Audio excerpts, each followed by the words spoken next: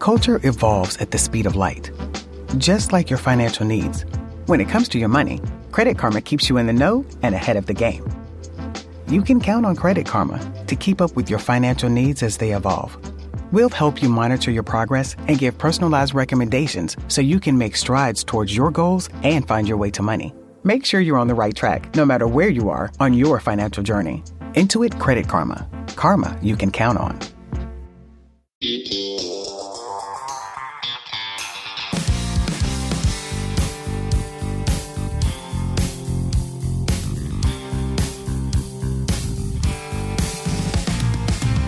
What's up, guys, and welcome back to In the Mind of a Man. How are you? First of all, happy New Year to everybody.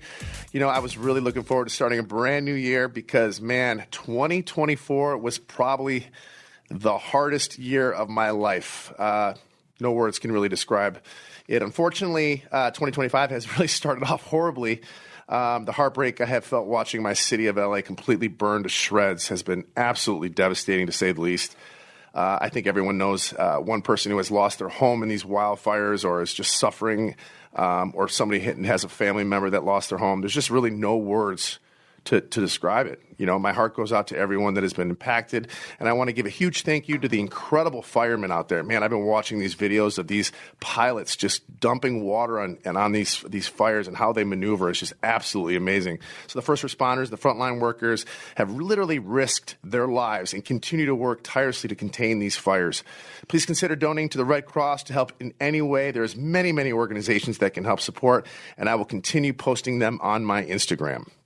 So today's episode is a great one, guys, so buckle up. So much to unpack here, and I'm really excited. I hope you guys are really enjoying the In the Mind of the Man podcast. And, let me know if there's anything you want to talk about in the future, but let's get going. So I want to talk about something I was thinking about, and that's today's hookup culture. I don't think we've really talked about this yet, and just how really rampant it's become. More and more people seem to be looking less and less for meaningful connections, but instead like prioritizing random hookups or sexual encounters, I guess, with different people instead of committed relationships. So I got a little story here, and this came from a family member's friend of a friend, and this was happening in junior highs and high schools where this is absolutely disturbing to me, that girls are wearing different color wristbands, kind of like hair ties, rubber bands, that are different colors, and this signifies what they do sexually. And I was like in shock when I heard this, because I'm just thinking back in high school. When I was in high school, I mean, we barely held hands with people. And now girls are wearing wristbands to let boys know or girls know what they do sexually. I literally was jaw dropped. I mean, this seems to be starting at like such a young age now, and so it got me thinking about like the evolution of relationships and marriages in general, and just how differently things have progressed from generations ago. I'm going to tell you a little bit about my story real quick and on how I lost my virginity. And it really goes along. If you had to describe it, anybody seen American Pie? It's literally just like that. I was a late bloomer. I was 19 years old. I was with a bunch of my friends, and there were some girls up there. We literally got a cabin in up north Michigan on the lake, very small cabin, and each couple had their turn in the single bedroom. It was a very small cabin, so there was only one bedroom. And when it was my turn, I was dating somebody at the time, or interested, I guess, and she was a little older. And when it was our turn, I don't know how it got brought up, but I said that I've done this before. Clearly I haven't. And I don't know if I want to get too in depth with this, but let's just say it was very awkward. I had no idea really about, I'm going to be very PG about this, PG-13. I had no idea, let's just say, how to warm up the car. We're going to put it in car terms because I'm a car guy. I had no idea about foreplay, how kind of just getting it going. I grew up in a very conservative neighborhood, town, school. It was a different time. It was the late 90s. We just didn't deal with stuff like that when I was in school. It was holding hands. It was varsity jackets, football games, keggers, like I said, dating the cheerleader. I did all that. But we didn't really there was no sexual thing. So I didn't lose my virginity until I was out of high school. And then I started hanging out with different kids from different high schools. And then sure enough, that's kind of when it hit. So I ended up, doing the deed. And it was probably the most amazing thing ever. I was like a rabbit after that. I was like a rabbit. I was born in 79, like I said, I look back at my grandparents' generation. And during that time, divorces were basically unheard of. You kind of just, even if you were unhappy in your marriage, people just stuck it out. They were still together. They just kind of went with the motion because it was frowned upon to get divorced in those times. It was just, you were looked at like, ooh, that couple's, it wasn't a good thing to do. Like, you just stuck it out and you were miserable in your marriage. What was I saying? I'm sorry. Then it became a little bit more, accepted, like during my parents' generation, but still, nowhere where it is today. Today, I feel like people just get married for sport on a Tuesday. There's something to do. People get divorced and they don't really put the effort in. It's just the idea of marriage has lost its. We were looking for this word earlier, and I can't find this word. But the idea of marriage has lost its significance. It's lost its, what marriage used to be about. It was a really, really big deal, and I feel like as the world went on, we lost all that. And, I think too, how I felt about it, you just see celebrities. You would see celebrities getting married, like just abruptly. And they would be like, oh, this so-and-so got married and then they got divorced a week later. It was just, I think that may have started it. That's in my, because I used to watch a lot of MTV when I got home from school and used to see all these celebrities getting married for sport. And I think that's kind of what maybe springboarded that. And now, like my generation today, more than half of all marriages, I did the research on this, more than half of all marriages are ending in divorce. And, obviously, guys, my excitement level when it comes to marriage isn't at a high right now. And I think you guys all know that. So every single day, I hear about another couple that's divorcing. It's really, you throw a rock, close your eyes and throw a rock, you're going to hit somebody that's divorced or going through one. I mean, I could probably think about 3 to 5 people right now that are going through a divorce. And obviously COVID wasn't easy for a lot of people. The divorce rate spiked during then. But I think just in general, people are, not really giving it a try. They're kind of just copping out early. What does this mean for the generations to come? I have no idea. I don't know if marriage is going to be, done away with. With the way I see hookup culture today, and the modern dating world as it stands, is it possible that monogamous relationships won't even exist anymore? I always had, I want to know what your guys' thoughts are, but I always had this idea of, I think marriages should be kind of like owning a driver's license. I think every 10 years you need to re-up. I think it would save a lot of money, a lot of stress, a lot of discomfort. I know it sounds pretty crazy to think that, but think about it for a second. You get married, and then every, maybe 5 to 10 years, you go through the process like the DMV, and you say, okay, I want to stay married or not. And if you don't, you walk away. I don't know. What are your thoughts on that? What do you guys think? Because I honestly think that's where we're headed. Is this due to social media? I think so. Maybe the dating apps. I mean, there's, the world is so small because of social media. I think the standards are set so high because you're seeing such, I'm going to say it, bullshit on social media. You're seeing bullshit. You're seeing things that are fake. You're seeing these shiny-faced people, face-tuned people. You're seeing people put things on Instagram that's, not necessarily true, in my opinion. So, okay, we've talked about this in previous podcasts, right? And just how many women, I guess, and men too, right, talk about how incredible their date was. They had the time of their lives. They were swept off their feet. And then a day later, they were ghosted. You can probably blame a lot of this to The Bachelor because they have these unrealistic first dates. A date in Fiji, a date on an island, a date on a yacht. And then you watch this, you're like, well, and then you go into real life, right? And then you're like, wait a minute, why are we going to Applebee's? It's stuff like that. And again, this is due to TV, social media, right? And like I said, people are like swept off their feet, and some people never hear from that person again, without closure or an explanation. In my opinion, I think this does have to do with the fact that the way that our society is built today.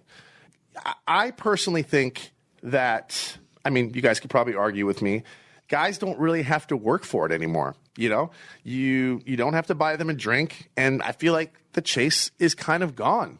Again, social media, think about it. And back in my day in high school / college, all these social media platforms didn't exist. I mean, maybe we had one. We had AIM. I don't know if people remember AIM. I know that's my generation. I think BBM. Oh, we had BBM. Yeah. And by the way, Lori's here with me, guys, as you guys know. So she's going to chime in here and there. I think I had a pager, to be honest. No, I don't think. I know I had a pager. I remember when my father took me to Best Buy, I begged him for one. And in those days, the only people who had pagers were drug dealers and doctors. That was the only people who had pagers. And I was like, no, I have to have one. All my friends had one, which didn't really make sense because I was in grade school. Who the hell am I going to page? We're all in class together. It didn't really make any sense, right? And then what was I going to do? Hop out to the hallway and use a payphone? And who the hell was going to call? Who was going to page me? Didn't really make much sense. And in those days, like I said, pagers were used for if you were dating somebody, you did the 143, which meant I love you. Guys did the boobs, which was 8008. There was just different codes with different numbers to meet your friends. It wasn't, it was more of a style thing. It was more of a trend. You had the chains hanging off of it. It was just what it was. And, my pager would buzz and I have to go run to a payphone or something like that. It was just really, really silly. So my parents and our grandparents' generations, they didn't really have cell phones, for God's sakes. I mean, social media completely revolutionized relationships and marriages. I think social media in general has hugely impacted not only relationships, but it's been a main contributing factor to the mental health pandemic. And I can take, I will 100% agree with that. The mental health pandemic has become such a big thing now, and we are living in it. So many more people now are battling with anxiety disorders, depression, and other mental health disorders.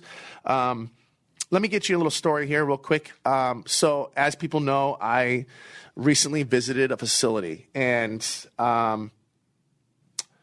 is tough to talk about. So, I recently visited a facility, and they took away my phone for the first 72 hours. Now, mind you, I've never in my life had my phone taken away from me. Never.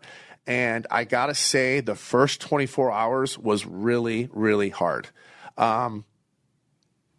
Not only being there was very vulnerable and for me, but not having a phone and not being able to be in touch with the outside world, especially having, a wife and a child and just everything that was going on at the time for me. It was really, really hard to stay focused on why I was there and, to be present, to be, taking my therapy seriously without thinking in the back of my mind what is on my phone. But I got to say, after the first 24 hours, I was okay. I was like, wow. And then when I got my phone back, there was a point where I'm like, I don't want it. I really don't want my phone. Adults in general don't know what it feels like to get their electronics taken away from them. You know what I mean? So we know what it's like when you punish your child, if a 9-year-old boy, take away their iPad and they go into a full-blown tantrum. And that's kind of like what you experienced, Like it was so hard for you not to check in with Ryan and I for work. And even for us, it was just something completely different that we had to get used to. And guys, I want to make this very clear, and I think people kind of don't understand my relationship with Ryan and Lori. Ryan and Lori are not only, we all work together, but they're very close to me. They're like my family here. So I know a lot of people get confused, like, why are they so close? Because they're my friends first. They're my family first. Yes, we also all work together, but they have been like literally along with my sister, my rock through this. And I don't think I could have gotten through what I've gone through without them. They have literally checked in with me every single day, and that's not even their job. They have other clients, they have other things to do, but they put that aside and put our friendship / family, first. And it really, really helped me because if I didn't have that, I got to be honest, I don't know where I would be because I really didn't have anybody. Nobody really knew that I was there other than Brittany.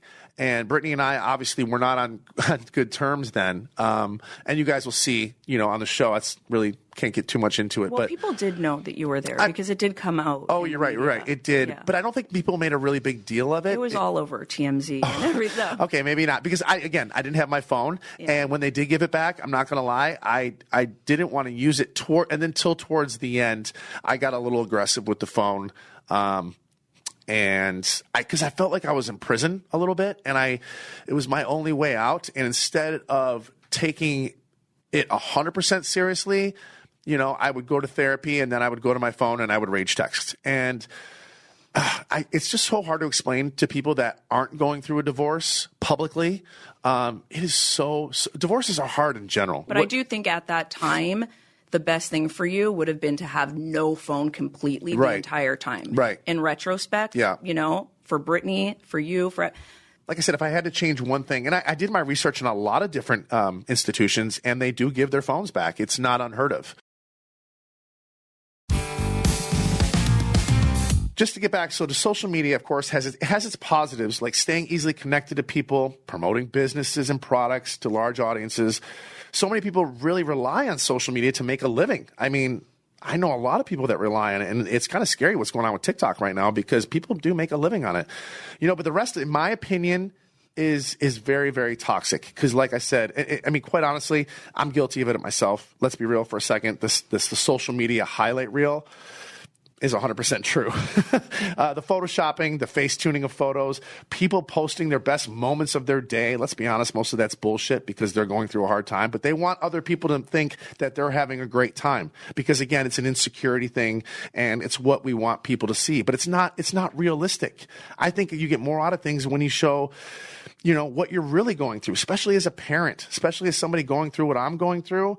It's nice to read things like that. I don't agree with the people crying into the phones. I think that's a little much because I think you're looking for something there and you're looking for sympathy. So that I'm a little confused about. But, you see so many of these mom influencers, and this is what I'm trying to get at, posting their family photos in their matching outfits, going to church, stories and snippets of people's perfect marriages and relationships. That is all bullshit. And if you're buying that, you're just as much of a fool as these people doing it, in my opinion.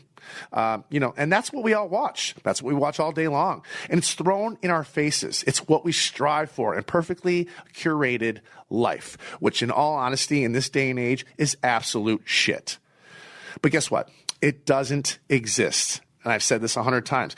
I'll be honest. The big reason why I really wanted to be part of the Valley and create this show, I wanted to show the real and very raw lives of normal, everyday people. It was my choice to put everything out there. It was my choice to talk about my divorce and what I was going through. It was my choice to talk about me going to an institution to better myself. Why?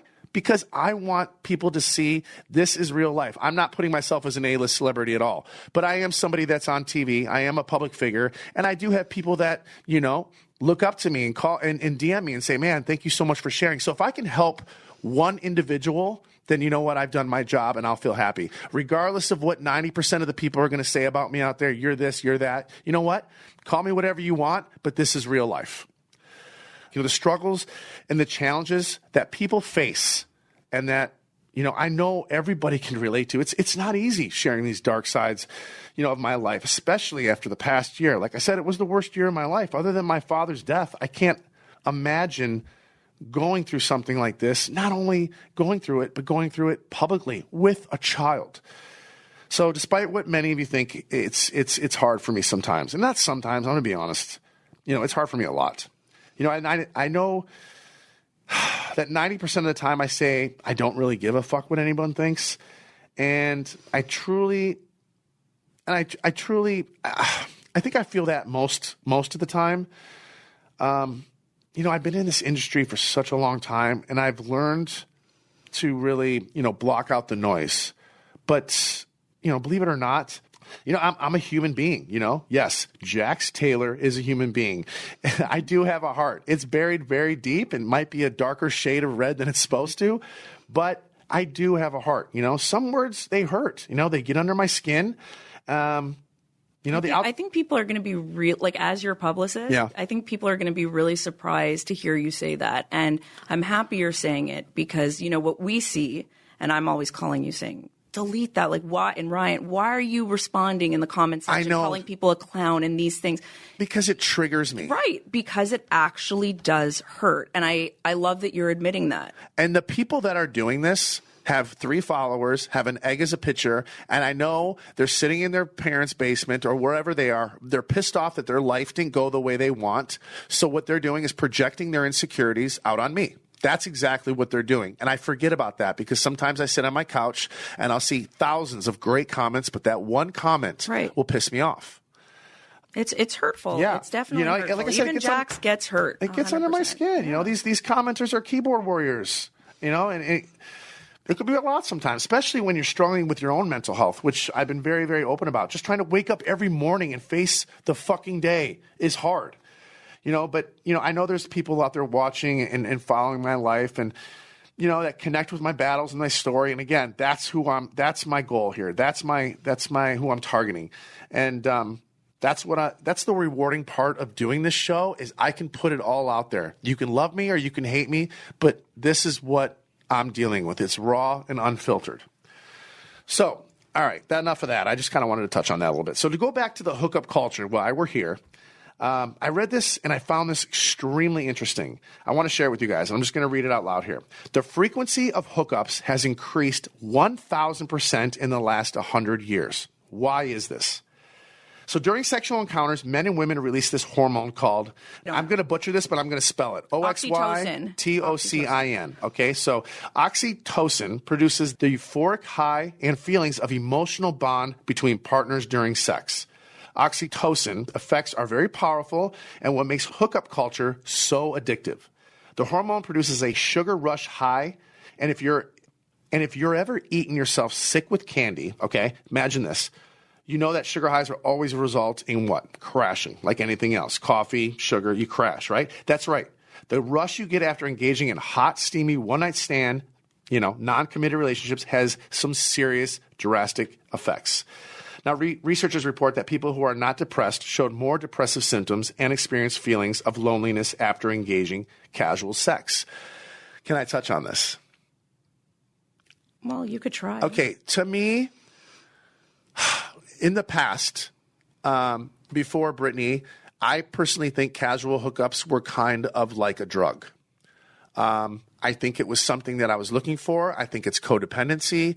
I think I really didn't get anything out of it. It was kind of an instant gratification.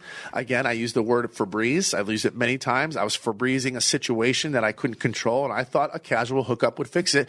But it would end up being worse, you know. And that's exactly why you're hosting In the Mind of a Man, because you were that person. I was that person, and I want to go back and I want to talk about why I've done what I've done. And we'll get into this later, but I am going to go back in the future and I'm going to start from season 1 of Vanderpump, and I'm going to dissect all my relationships, all the do's and mostly all the don'ts of what I did and why I did them. And I'm going to look back and probably shake my head at myself 99% of the time. Me watching. Well, I'm gonna probably shake my head at all of it. I'm just gonna be like, oh my God, what is this? Because as you guys know, I don't watch the show. I think I've watched maybe 2 episodes of Vanderpump Rules because I don't like to watch myself on TV. I think people would want to know your opinion by you dissecting the other relationships. I'm gonna dissect them, and I'm gonna talk about things that people don't know about. Like there's a lot that people don't know. And I feel like because the show was 45 minutes long and we had so many cast members that they couldn't fit every scenario, you know, on the show in an hour long. And there was a lot that wasn't in there that was pretty good stuff that people, you know, they watched the show and sometimes the dots didn't connect. And it wasn't the show's fault or anything. It's just we ran out of time.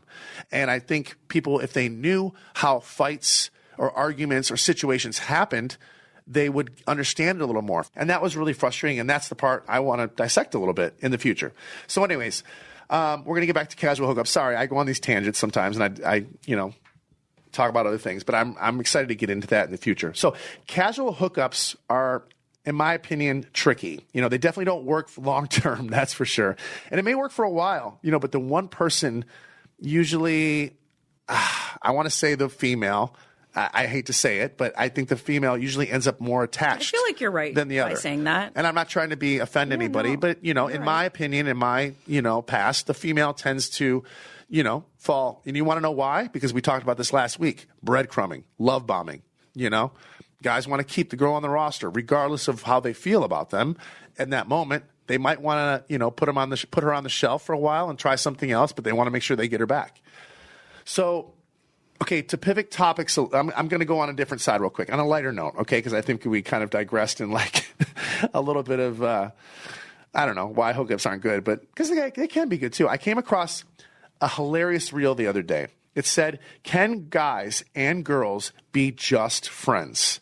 Now, I'm curious to know your thoughts on this, what you think. Can a girl and a guy be platonically best friends and nothing more? Lori, you and I had a discussion about this, and you know my thoughts on this. What are your thoughts? So I know your thoughts. I personally feel that, yes, when you're a certain age, and let's say you're married, you could absolutely have real friendships with guys that, for instance, who you work with. Right? But in general, no, I don't have – I've been married for what? How many years? 18 years? No, I don't just have a best guy friend, unless they're gay. Right. I do have, gay best friends for sure. But no, I do. I think that would be weird. But in terms of work, yes. I think because of my life and the route that I chose, being in the entertainment industry and living this crazy life that I live, I don't think girls and guys can be just friends. Now, that being said, I think girls and guys can start out as friends. I think they can maybe even go a few years. But at some point, there's going to be a situation. Okay, I'll give you an example. So I had a good friend. I'm not going to name her name. And we were friends for years. She was the first person really that I hung out here with in L.A. I met her in New York and whatever in L.A. And we had a relationship for years. And it was just friends. But were you attracted to her while you were friends? Did you find her pretty? I was not attracted to her while we were friends at all. She was my friend, and we got along, and we hung out. We had that going, but I physically wasn't attracted. Is she pretty? Absolutely. But it wasn't my type. But down the line... You were attracted to her. 100% you were attracted to her. I wouldn't kick her out of bed. My point is I ended up sleeping with her, and but it was years down the line. I want to say it was at least 5 to 6 years later. And did it ruin the friendship?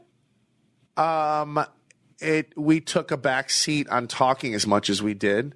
We took a back seat. You took the back seat, or definitely took the back seat? I think we both did. I mean, we were also, it was years down the line. My friendships were changing with other people. I think too, I don't know. I think too. And then another situation is like, I would ask her girl advice, and I think it bothered her when I asked girl for advice. So I think she would give me misinformation because she didn't want to see me with another girl, even though we weren't sleeping together or hooking up. Yes, but if you started off as best friends, right? You already have that connection with each other, and then it resulted in you guys sleeping together. Right. That's not just a random hookup. And you probably treated it like that, where you just, it happened one night, whatever, and then you continued just being friends with her. But to her, it was more. And you didn't acknowledge that. I didn't acknowledge that. And it goes back to that old movie with Julia Roberts. Do you remember when it was called something with Friends? Friends with Benefits? No. Julia Roberts back in the day where her best friend getting married. Do you guys know the movie I'm talking about? It was like in the 90s. It was an old movie. It was a great movie. My best friend's wedding. My best friend's wedding. Yes. Okay, that's exactly what happened. He was getting married, and she was like the maid of honor of his it was just, and she ended up falling for him after being best friends for so long. Again, this is kind of, this is nobody's right, nobody's wrong here. This is, again, just my opinion. No, you were wrong. Because I am not wrong. Yes, you were wrong. Because as best friends, you should have had the conversation. And that is exactly why you're doing this in the Man of the Mind podcast. But because explaining, from that toxic male perspective, some of the mistakes that you've done in your past. But I didn't want to have that conversation because it could have ruined our friendship. Because I think I don't want to say it was fun, but the idea of it could happen was kind of fun. It's kind of like texting somebody and meeting somebody on DM, and you're kind of flirting with two people at the same time. You want to keep it there. And I felt like if I would have just shut the door. These are the games of a toxic player. Again, this was me in my 20s, though. I was 20 years old, 28, 29 years old at this time. And again, I developed these traits really early when I moved to LA. So I'm curious to know what you guys think about this. So Anyway, my answer is no. Lori's answer is yes. So agree to disagree. So, okay. I saw this comedian who I really like, and he kind of springboarded really, really quick. And I think a lot of you guys know who he is. His name is Matt Rife. And very controversial. Very controversial guy. Stunningly handsome, though. Very. Stunningly handsome. I can say that. Is it actually possible?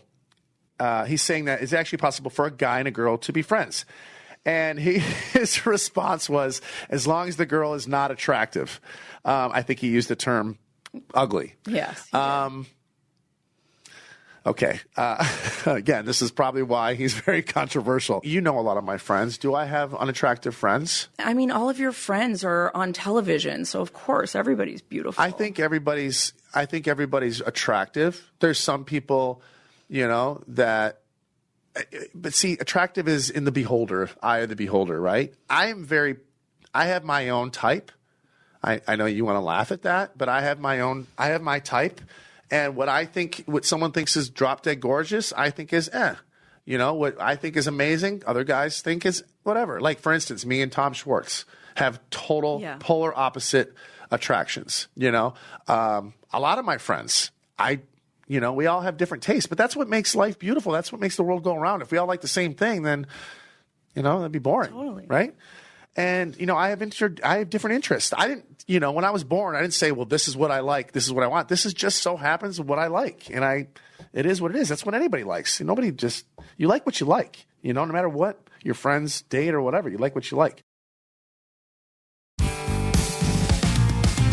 So obviously, guys, Matt's stand-up is very controversial, but he's definitely made, a name for himself, especially on Netflix and his shows around the world. I think Ashton Kutcher is the one who found him and kind of gave him the green light. If I'm making that correct, I think that he's the one that got him going and kind of funded the whole thing, more or less.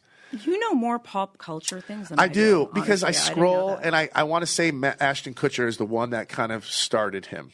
And I think that they did a commercial together back in the day, and I think he was doing shit on his own, and he kind of just went off on his own. It's very rare that you see a comedian who's stunningly handsome. Most comedians are, all right, but they're not stunningly handsome.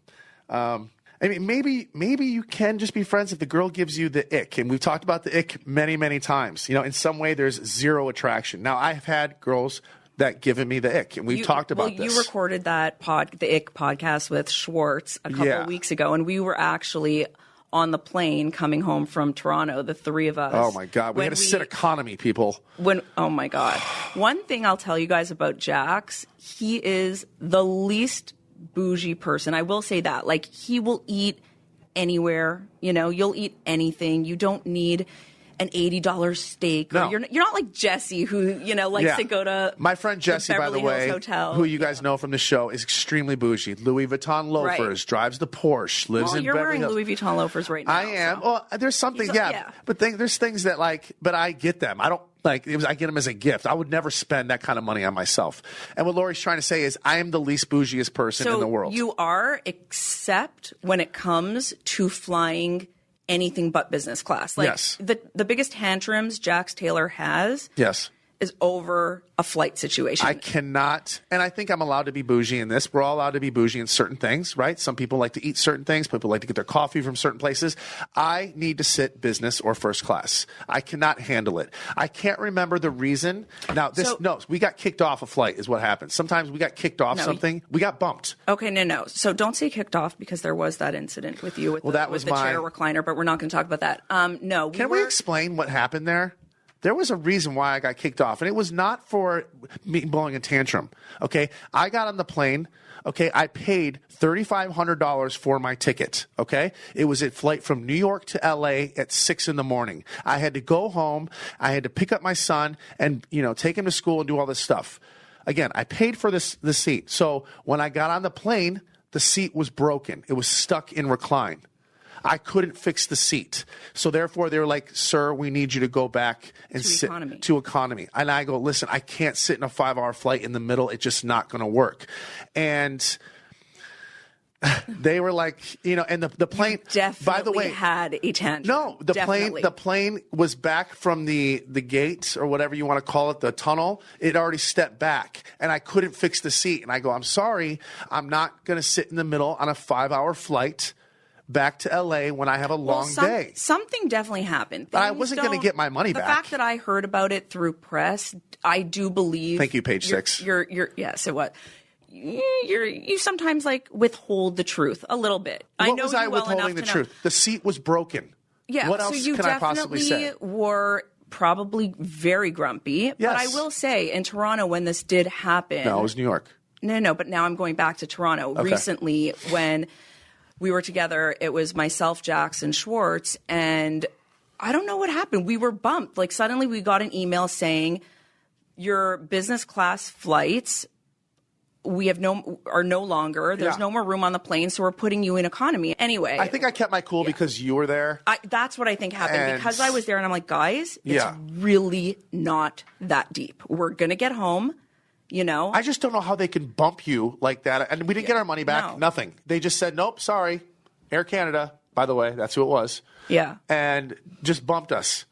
And I can't tell you and how. I think you had a middle seat and you had a lot of anxiety about that. So then I had switched with someone, the person and then I was in the middle. We put eye masks on. That was the worst flight experience of my life, sitting in between Jax and Tom Schwartz for 6 hours. You know what? It ended up being a lot of fun, though. It ended up being a lot of fun. We put eye masks on. Yeah. We were so bougie back there. We did, I can't handle when people talk loud, when people snore, when people take their shoes off. But why? Even Brittany has told me this before, and I saw it with my own eyes. You put your feet up on the armrest too. So you hate when people do it. Armrest. Yes, but you do it on the back of somebody's seat. When I'm in first class, when I'm in my cubicle, I can't see the feet. But when you're sitting economy, keep your freaking shoes on. Nobody wants to see that. Brittany has said you take your shoes off. I do. When I'm in my cubicle, my pod. The pod. Brittany and I, first of all, for the fact, we've never sat economy except for when we take our connecting flight to Lexington. Yeah, just so people do understand. Of course, I take my shoes off. Anytime they're flown out for press or for an event, it's the companies and the networks that fly them. Obviously, put them in business class. I don't know. Would you buy your own business class flight? Because you're very frugal with money. First of all, I'm very frugal, and I've never once in the last 12 years of being on television, I've never once paid for my flight. Right. No. And that's another thing I'm not sure people know about you. You're very frugal. I'm very frugal with money. I'm very good with money. But I know what it's like to live paycheck to paycheck. And I think it took me from living paycheck to paycheck to really realize how to manage money. It really did. Because I didn't know how to manage money. I would just spend and didn't care. And especially when I lost my job on Vanderpump, COVID happened. I lost my job. My wife was pregnant. I had a mortgage. I had car payments. I had all this. And thank God, I had a savings account. Yes, I had to ask for Brittany for a little bit of help here and there, but I was okay. We were okay. I wasn't being like, oh shit, what we're going to do? I wasn't relying on my paycheck. Yeah, no, but the point was we were saying you're not bougie like that, except when it comes to flying. Yeah. And I literally took a video of Jax walking past business class into economy, and he looks back. We need a post. Dude, there's nothing worse than people in first class just I staring you down as you walk past. And I'm on a television show, right? So they're like, why is Jax Taylor going to economy? Why is Tom Schwartz going to economy? That's what I'm thinking in my head. They probably don't even know who we are. People but are going to listen to this and think you're so gross for saying this because it really, but what they don't understand, even at the facility, you're not staying in this beautiful, where these A-lister celebrities are staying. Okay, I am not bougie. Sleep a cot on the floor. You're really simple. Every single person out there has their one thing that they need. Every single person, whether it's their designer coffee, whether it's a certain shoe they have to wear, whether it's a certain hair product. Everyone knows you drink gas station coffee. I drink gas station coffee. I drive a pickup truck. I'm from a blue-collar family. I save my money. But it's just about flying. But what is it about the first class that you need? I need to be not around other people. I don't like other people bother me. Crinkling bags, snoring, loud people on the phone, people talking out loud, people slamming your seat. Like, I can't, I get anxiety. But there's like 9 of those people or 10 of those people in business class. I've never had an issue in business class. Never. People are usually, I don't want to offend anybody, but people are just kind of keep to themselves, more or less. I'm sorry. Again, everybody has their one thing, and I don't think I'm offending anybody. Okay. It's your one thing, and he also gets these flights for free, so you're not paying for it. And you know what? yourself. Even Bravo, and they're really good with me about this. They're like, Jax, do you want to stay in these lavish hotels? And I'm always like, no, I like to stay in my one hotel. I like to stay at the Gansevoort in New York. I like to stay at certain places. Well, there was that one time years ago that even Brittany had said, remember, you're like, Lori, we cannot stay at this hotel. It was literally a bed. New York hotel rooms. No, I'll tell you. You want me to say the name of the hotel? No, don't say the name. Okay, they are very nice, but it's not. It wasn't good for 2 people. It was good for one person. It was good for one person, but it was not good for 2. And obviously, I'm staying with a woman, right? So she's got a lot more accessories, and she needs to get ready, and there's just more things she needs to hang up. Things like, I'm a guy. And especially when you're going for press, you're going for Watch What Happens Live. Brittany has the glam team coming in. You need space. Oh God, the room was tiny, and like I said, for me, it would have been fine. But Brittany, no, she needed her space. Like any girl needs her space. Yeah. But I'm the least bougie at all. I mean, I don't know if you look at the housewives; they need to stay in the Trump Hotel. Yeah. They need, everything. And I think our cast is just kind of like, we're easy. We don't care. We're just happy to be together, and hang out. And we like to go to our lunches. And, as long as I'm in the meatpacking district, I'm good.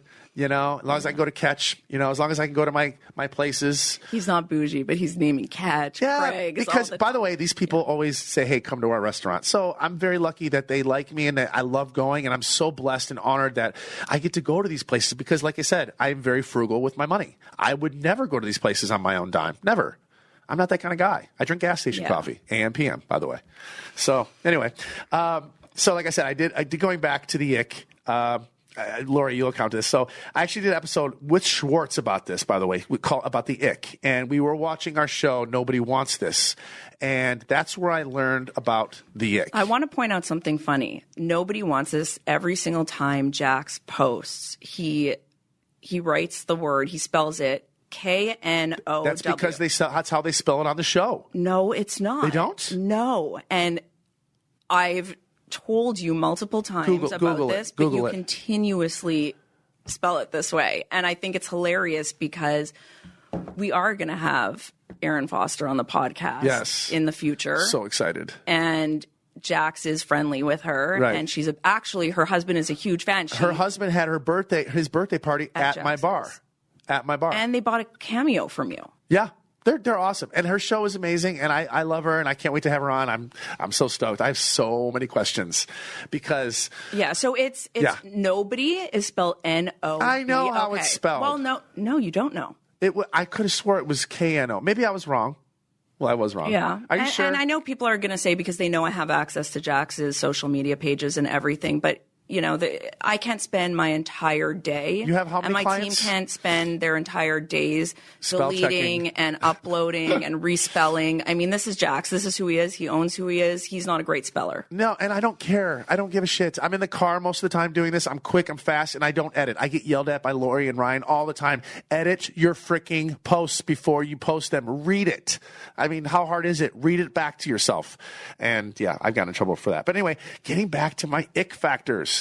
Okay, here is Jax Taylor's ick factors. Okay, I cannot handle when a girl has a messy car or an apartment.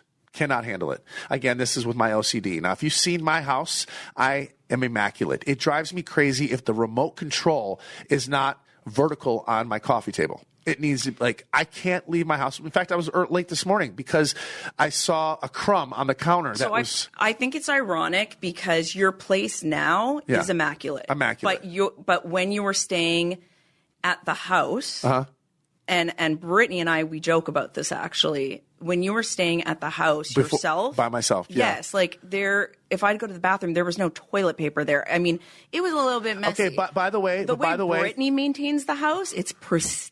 pristine. Look how beautiful it is during Christmas time. I give her that. But I was going through such a dark, dark place because of the separation. And you guys will see this. I can't really get into it. That I just didn't care. And I didn't care about nothing. I was sleeping in the same clothes, sleeping on the couch. What man do you know that goes through a divorce, takes it well? They go through a hole, no matter what. The divorce destroys both people, but I always see the manliest men break in half when they're going through a divorce. I just do. I think divorce is the hardest thing I've ever been through. And I've been through my father's death. This is the hardest thing I've ever gone through. And I never thought in a million years we would end up here. But again, we'll get into that later. Anyway, my second ick, is cigarettes. I cannot handle if a girl smokes. That is a huge deal breaker. I think because I grew up in a household of smokers, my mother and my father were smokers. That's just the way it was in the 80s and the 90s. Everyone smoked. It was like a thing. They smoked in airplanes, for God's sakes. There was ashtrays in airplanes. I think it's really common, actually, that when kids grow up around it, it actually deters them from doing it. And I can tell you right now, I've never smoked a cigarette in my life. Never. Wow. Never Even tried? No, the smell, it just... Ugh. And I remember if I liked a girl or whatever, you can smell it a mile away. And I'm like, I am not kissing that ashtray mouth. I'm not.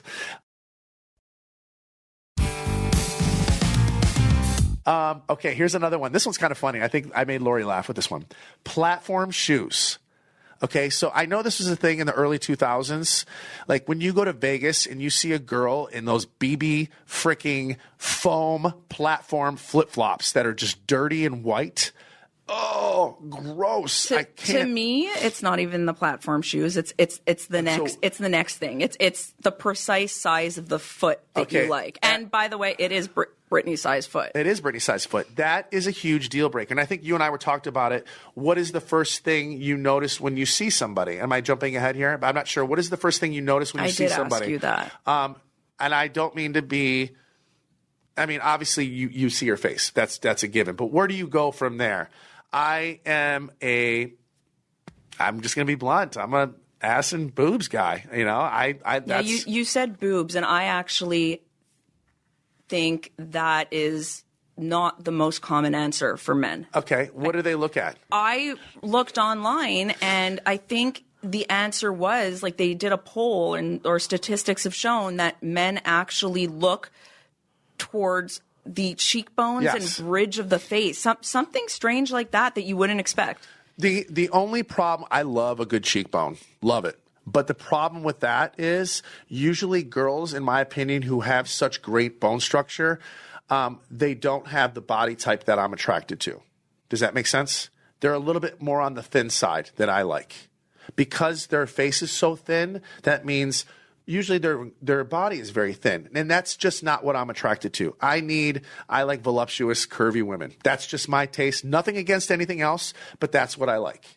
And usually women that are like that, have a little bit more, I think, just fat in their face. Is that safe to say? They just have a little bit more. Yeah. And okay, so here's the next one that kind of threw Lori for a loop. You have to have good feet. They cannot be larger, and I'm taking 7.5. 7.5 is my go-to. You have to have a good arch, they have to be tan, and they have to have white nail polish. Not have to, but I would prefer a white nail polish or no nail polish at all. White or no nail polish at all. Manicured, tan, good arch, 7.5. That's the biggest they can be. What are your thoughts on that?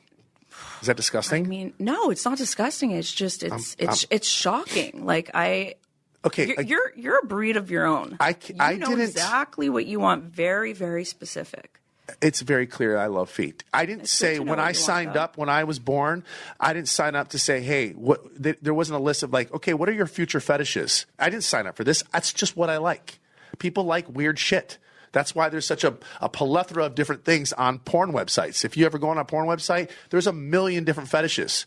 Great. I'm not into 90% of them, but somebody else is. And again, that's the way of the world, and that's what we like. So, just to get into that, those are my three. Those are my three things. I mean, there's more, but those are my top. I'm three. curious to know what the women look to in guys as the first thing. I think what I see, not just guys in general, but people in general. Yeah. I look at their mouth, their teeth. Yeah.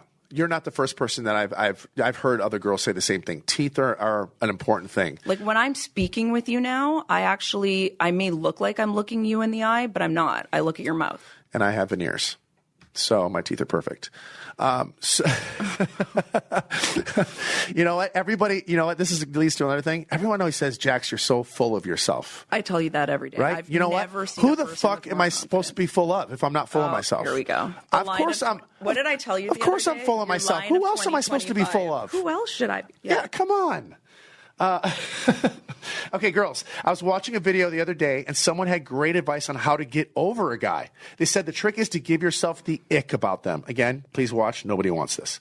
Think of the most revolting things about him, even if you have to make up scenarios in your head. Picture them doing something absolutely disgusting, like picking his nose or just picking his nose or scratching his ass or, you know, just something gross about guys. Because let's be honest, guys do a lot of disgusting things. I mean, I'm guilty of it, but I just do it privately. I thought that was really, really funny. And the ick is a new term. Like, it's a real thing. And like, I've seen people do disgusting things. I've been on dates where I thought, okay, this is going well. And then they just did something bizarre and I'm like, time to go. There was Really? no term people for are it. on their best behavior. Yeah, Dates. yes, 98% of the time they are. But, you know, you're going to go on a date where someone throws you for a loop. Again, when I did this, there was no ick. That wasn't around, that word. So it was called. For you, your icks are very superficial, though. That was the difference between you and Schwartz. For Schwartz, it was more, you know, their communication style. Oh, bullshit. Bullshit. No, I believe listen, it. okay, maybe Tom is like that. But listen, he's very picky when it comes to girls. He has a certain type. He likes pretty girls, but he has a type. So you know what I think a huge ick is for women? What? Like the biggest across the board, and I think a lot of women aren't going to agree with me right now. I know TikTok does. Men that go to the gym and take mirror selfies of their muscles. Guilty. Yep. Guilty. Because you want to know why? I don't know why. You know what? The reason I do it is because, especially lately, I've been working my ass off in the gym. And I just want to show it. I guess it's kind of the same thing as girls showing bikini pictures, right? Is that the same? I guess, but I'm just proud of myself for like working so hard in the gym. I spend 2 hours a day, 7 days a week in the gym, and I want to see progress. Yeah, but we find it icky. I know, and I don't know why I'm looking for other people's for validation. Validation, you know. I just want to, you know. I've been working in the gym. Somebody, God damn it, tell me that I'm looking good. Like, God, Jax, put on size or whatever. It makes me feel good. And I'm not looking for it from women, to be honest. I'm looking at it from men. Like, man, Jax, you're jacked. What are you doing? I get off on that. I really, really like it. Well, guys, thank you so much for tuning into In the Mind of a Man. These are just some of the things that keep me up at night, to be honest. And what I want to know your thoughts. Where are we all headed? Is social media the downfall of our existence? Are monogamous relationships going to be the extinct 30 to 40 years from now? DM us at In the Mind of a Man. We will be taking one caller live per episode, where we'll be decoding your situation. So message me, tell me your situation, let's talk it through and get to the bottom of it. Thanks, guys, as always. It was fun, and looking forward to the next one.